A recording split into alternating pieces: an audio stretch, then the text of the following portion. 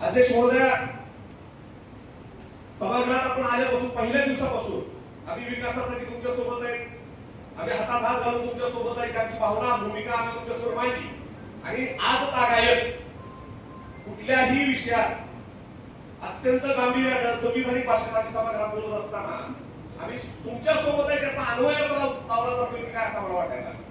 कारण 19 नगरसेवक निवडून आले, 2 स्वीकृत आहेत, 21 नगरसेवक वेळोवेळी प्रत्येक विभाग प्रमुखाला त्यांच्या प्रभागातील कामांच्या याद्या देतात.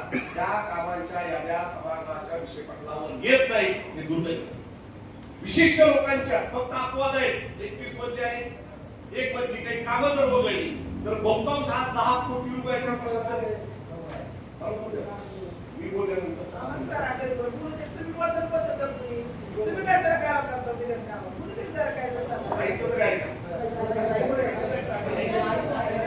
सांगण्यामागचं तात्पर्य असं आहे की अध्यक्ष महोदय, सभागृहात आलेल्या विषयात आज हा दत्तनगर मधला ब्रिज तुम्ही करताय नगरपालिकेच्या खर्चानं. बऱ्याच गोष्टींचे उहापोह या सभागृहात होत असतात. उहापोह करण्याच्या मनस्थितीत नव्हतो, परंतु सरकारने नगरसेवकांनी सांगितलं आपल्याही गोष्टी काय आपण सांगितलं पाहिजे. माझ्या आई या सभागृहाच्या माझे नगरसेविका सुशोभा अक्कलकोटे यांचा एक लेआउट आहे डगेपाड्यामध्ये. त्या लेआउटला जोडणारा ब्रिज तो खर्चाने केला. नानासाहेब कधी वेळ मिळाला तर तुम्हाला बघा, मुख्याधिकारी साहेबांच्या परवानगी घेऊन आर्किटेक्टनं डिझाईन देऊन अशा पद्धतीने त्या माध्यमातून डगेपाड्यात कॉमेंट्स करायचे काही पद्धत नाही. ठीक आहे ना, तुमच्या बोलण्यात तर बोला ना, मी बोलत असताना कशा दिसतो मी तुम्हाला कधी केलं करायची सवय लागली. ऐकायचं हवा अध्यक्ष महोदय, जर आपली इच्छा असेल तर आपल्या हस्ते लोकांना ते सुद्धा अंतिम तारीख निघाल्यानंतर आता अंतिम मान्यता नगरपालिकेने दिली त्या लेआउटला आणि त्या माध्यमातून दरेवाड्यातून डायरेक्ट सोलापूरला जाणार. सांगण्याचं तात्पर्य असं की आज आम्ही लोकांची कामं सांगत असतो. आम्ही व्यक्तिगत फायद्याची आमच्या पार्टीच्या अनुकूल होणारी, आमच्या पार्टीला जोडणारे रस्ते, आमच्या पार्टीला सांगणारे रस्ते हे सांगत नाही. विकासाचा समतोल ठेवा हा आग्रह मी पूर्वी पण केलाय. यापूर्वीपासून आपण बघतोय आता ज्या भागात तुम्ही कामांचा प्रचंड ओढा चाललेला आहे, वास्तविक आता बार्शी शहरातला प्रत्येक नागरिक टॅक्स पेअर आहे. मागच्या सभागृहात नाना राऊतांनी माझ्या मागणीनंतर आमचे माळगे आणि नायकोजी यांच्या मागणीप्रमाणे त्या ठिकाणी लकी पान ते पटेल चौक आणि पानकुंड चौक त्यानंतर त्याचबरोबर गवळे गेले हा पोर्शन खड्डे पडले. 8 दिवसापूर्वी हा शब्द दिला होता. आता सभागृहात त्यांचा हा शब्द कोण पाळत नाही हे पण मला कळलं. म्हणजे प्रशासन त्यांचं ऐकत नाही, ठेकेदार त्यांचं ऐकत नाही, काय गमत कळलं ना. म्हणजे जिथं वास्तव आम्ही मांडलं ते वास्तव तुम्ही स्वीकारायला तयार नाही. आम्ही पोटतिडकीने या ठिकाणी नागरिकांच्या समस्या मांडतोय, त्या समस्या तुम्ही स्वीकारायला तयार नाही. निवड विरोधक असल्याच्या चष्म्यातून जर आमच्याकडे बघणार असाल तर ही पद्धत बरोबर नाही. आणि मला सांगा, विकासासाठी तुम्ही जे करू शकता ते विकासासाठी आम्ही बी करू शकतो. विकासासाठी तुम्ही जेव्हा भाऊकडे जाऊ शकता, आम्ही जाऊ शकत नाही का? जेव्हा भाऊकडे आम्ही विकासासाठी जाऊ शकतो. सांगण्यामागचं तात्पर्य असं आहे की तुम्ही विकासाची भूमिका मांडत असताना विकासासाठी तुमच्या भूमिका मांडल्या तुम्ही आमच्या विकासासाठी मांडू शकतो. आम्हाला पुढे काही वर्ष नाही. विकासासाठी तुम्ही काही करू शकता, आम्ही करू शकतो ना. सांगण्यामागचं तात्पर्य असं आहे कुठलंही नेतृत्व अशा पद्धतीने काम करा असं म्हणत नसतं, परंतु तुम्ही ज्या पद्धतीनं चाललंय कामकाज ते योग्य नाही. नगरसेवकांचे आता इथं सभागृहात जे नगरसेवक आहेत त्यांना लोकांनी निवडून दिले, त्या भागातले जे पराभूत उमेदवार आहेत त्यांच्या बैठका घेऊन त्यांची कामं करा, नगरसेवकांची कामं टाळा हे सांगण्याची पद्धतच नाहीये.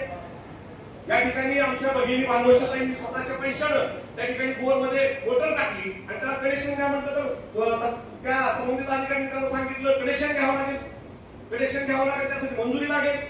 म्हणजे आमच्याकडे आम्ही लोकांची जबाबदारी स्वीकारून आम्ही सांगतोय, आम्ही करतोय, मदत करतोय, पण तुम्हाला मदतीची भूमिका आहे. आणि ह्या सगळ्या पार्श्वभूमीमध्ये असं होत असेल तर हे योग्य नाही. अध्यक्ष महोदया, मी तुमच्याकडे खूप मोठ्या आशेने पाहतोय, तुमच्याकडे खूप मोठ्या आशेने बघतोय. तुम्ही नुसत्या आमच्या चर्चा ऐकून घेत नाही, टोन करता त्यावेळेस आमचा आत्मविश्वास प्रचंड वाढलेला असतो की निश्चितपणाने त्यावर काही कारवाई करतील म्हणून. आणि हा विश्वास आमचा खूप दूर नका. कारण आज जर परिस्थिती बघितली तुम्ही, नुसते प्रशासकीय ठराव होत आहेत. अहो या नगरपालिकेचे सुमारे 70 ते 80 कोटी रुपये ठेकेदारांची देणी आहे. नफा फंडातली कामं पैसे नसताना तरतुदी नसताना दिली गेली आहेत. कामं पूर्ण झाले, कामं अर्धवट आहेत. अशा अनेक पद्धतीनं हा नगरपालिकेचा कारभार चाललाय. हे सगळं असताना सुद्धा कारण नसताना फक्त विरोधक म्हणून आमच्याकडे तुम्ही पाहिला असता तर पद्धत तुमची योग्य नाही. आम्ही शांत आहोत, आम्ही संयमी आहोत, आम्ही संसदीय भाषेचा वापर करतो, आम्ही सभागृहात तुमच्या सोबत आहोत. पण तुम्ही आम्हाला मजबूर करू नये, तुम्ही आम्हाला फडसाळपणा करू नये. जाणीवपूर्वक तिथं पराभूत झालेल्या उमेदवारांना करून घेतलं जातं. त्याला सांगितलं जातं तुझी कामं सांग. नगरसेवकांनी सांगितलेली कामं अडवली जातात. हे पद्धत बरोबर. आम्ही 10 वर्ष नगरपालिकेत काम केलं. यातले काही नगरसेवक त्यावेळेस होते, त्यांना विचारा तुम्ही. ही वागण्याची पद्धत नव्हती आमची. आम्ही कधीच चुकीच्या पद्धतीने वागलो नाही. तुम्हाला काय अनुभव आहे दीपक राऊत? मला अनुभवच्या पण अनुभव आहेत, नानारावचा अनुभव आहेत, सगळे अनुभव आहेत. कधीही सांगा तुम्ही.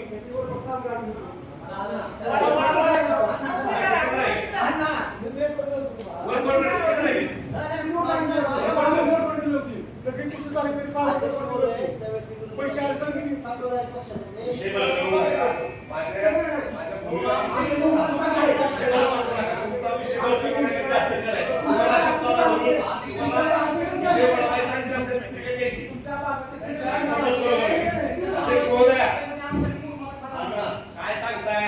ऑडिट करा नगरपालिकेत. वारंवार एक कोटी बुडू नका. प्रभाग तुमच्या भागात काय काय कामं केली तुम्हाला दिसतील. तुम्ही आता तुमच्या सत्ताधाऱ्यांकडून नमो उद्यान तिकडं, आता ओपन स्पेस उद्यान तिथं सगळं तिकडं देत आहे. सांगतो तुम्हाला काय मागची तुम्हाला मुश्किल आहे का? असं नाही बरोबर आहे काँग्रेस बोलण्याची. अध्यक्ष महोदया, आपला रिस्पेक्ट ठेवला गेला पाहिजे सभागृहात. एखादा सदस्य बोलत असताना कारण नसताना मध्येच उठायचं, मध्येच बोलायचं आणि मुद्दामून त्या कृष्णात टार्गेट केलं जातं. कारण नसताना काय एखादी भावना व्यक्त करायला काय अडचण आहे तुमची? हे बरोबर. तुम्ही काय आधी सुरुवात तुमची आहे. हे बरोबर नाही तुमचं वागणं. दर वेळेला सांगतोय मी, त्याला बोलू दिलं जात नाही. मी सांगतोय तुम्ही बोलू देत नाही. आता तुम्ही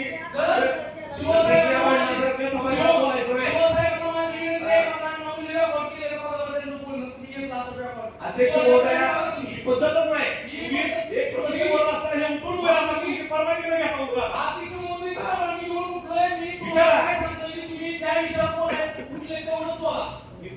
मी काय बोलायचं ते तुम्ही ठरवायचं.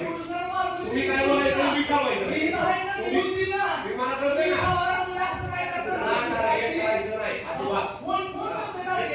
पद्धत आहे सांगतो मी. आणि सगळे एकत्रित राहून आणि सोबत अध्यक्ष महोदया, विषयावर बोलत असताना विषय दुसरीकडे भरकटवणे, विषयातून काहीतरी चुकीचं वागणं या सभागृहात होत आहे. आपली शिस्त राहिली पाहिजे. माझा शिस्तीचा आग्रह आहे, माझा संसदीय भाषेचा आग्रह आहे. कारण नसताना जे काही वेगळ्या पद्धतीने सभागृह चाललंय, वास्तविकता आपली प्रतिमा या सभागृहाच्या माध्यमातून जपली पाहिजे, सभागृहाची प्रतिमा जपली पाहिजे, याची काळजी सगळ्यांनी घ्यावी. मी विनंती करतो, या अशा पद्धतीने जे काही विषय सभागृहासमोर ठेवले जातात प्रशासनिक मंजुरीचे, त्याच्यामध्ये विरोधी सदस्यांना अध्यक्ष महोदयांनी सभागृहात बजेटच्या विषयावर बोललो, अनेक विषयावर बोललो. तुम्ही विश्वासात घ्या, चर्चा करा. तुम्ही कुठल्याही विषयावर चर्चा करायची तुमची तयारी नाही. कुठल्याच विषयावर तुम्ही आमच्याशी बोलत नाही. आम्ही तुमच्याकडे अनेक मागण्या केल्या, अनेक गोष्टींसाठी आम्ही तुम्हाला भेटण्याचा प्रयत्न करतो. तुम्ही बघितलं असाल आमचा मनाचा मोठेपणा. आम्ही सोशल मीडियावर कुठं तरी पब्लिसिटी स्पेंड करत नाही. मी व्यक्तिगत तुम्हाला तुमचे प्रतिनिधी म्हणून तुमच्या मिस्टरांना, मुख्याधिकाऱ्यांना, विभाग प्रमुखांना त्या वेळेच्या अडचणी खूप पाठवत असतो. मी कधी त्याचा स्पेंडबाजी करण्याचा प्रयोग करत नाही. कारण काम मार्गी लागलं पाहिजे. काम मार्गी लागणं हे महत्वाचं असतं. तुम्ही आता पण बघितलं असेल, तुम्ही रिप्लाय देत नाही, हा नंतरचा मुख्याधिकारी रिप्लाय देतात. पण तू सांगण्यामागचं तात्पर्य असं आहे की त्याचं पब्लिसिटी स्पेंड करणं, राजकारण करणं, वेगळ्या पद्धतीने काहीतरी कोणाला बांधकाम करण्याच्या नादात आपण बांधकाम होत असतो. त्यामुळं मी ती काळजी घेतोय. आपण सभागृहाचे प्रमुख आहात, नगराध्यक्ष आहात, आम्ही तुमच्या सोबत आहे. म्हटल्यानंतर तुमचं काम आहे या सभागृहात पक्षपातीपणा होता कामा नये याची काळजी घेणं. विषय पत्रिकेवर विरोधी सदस्यांचे सुद्धा विषय आले पाहिजे याची काळजी घेणं. नाहीतर निराकरण तुमच्या सगळ्या कोणीतरी पडद्यावर थोडसापणानं या पद्धतीने जर जात असेल तर त्याला प्रत्युत्तर शेवटी कायदेशीर पद्धतीने द्यावं. नाईलाज असतो आम्हाला त्या ठिकाणी मागण्या कराव्या लागतात. नाईलाज असतो, आमची परिस्थिती नाही.